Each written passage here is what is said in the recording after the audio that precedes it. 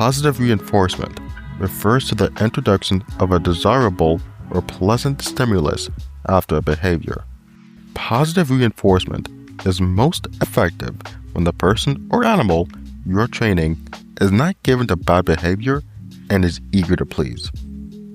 It can even improve your bond at the same time.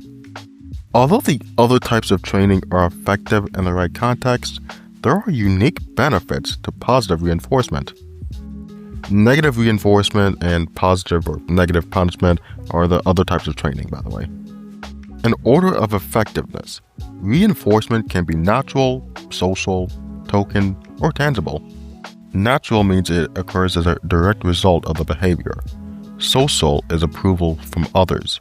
Token can be points or money. And tangible refers to rewards.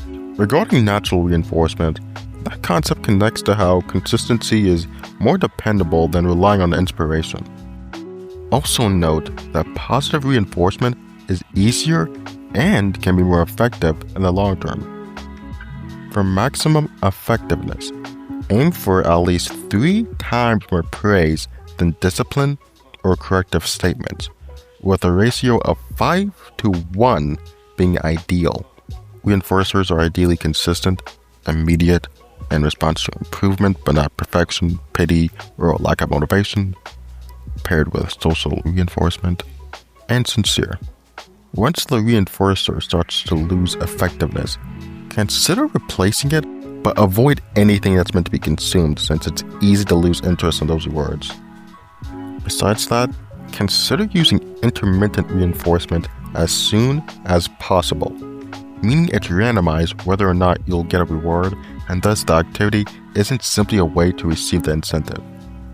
By the way, social reinforcement is tricky because of the spotlight effect, which causes us to overestimate how much people care about our achievements and mistakes. In part, the spotlight effect is driven by another cognitive bias, known as anchoring. Anchoring describes how, when we are making decisions, we tend to rely too heavily on information that we received early on in the process. Avoid getting anchored to your own perceptions by questioning how you'd feel if someone else was in your situation.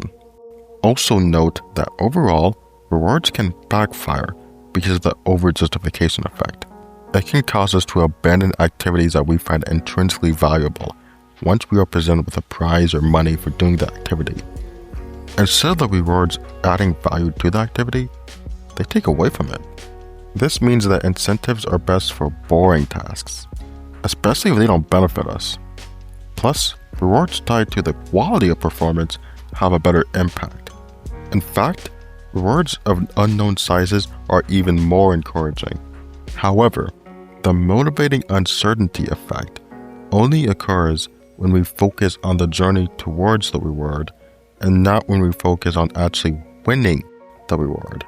When we actually focus on the uncertain outcome, we no longer exhibit elevated levels of motivation.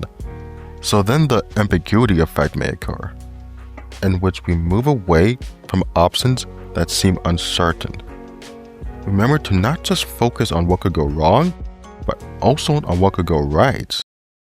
Do things that future you will be thankful for, and remember that the future is always approaching.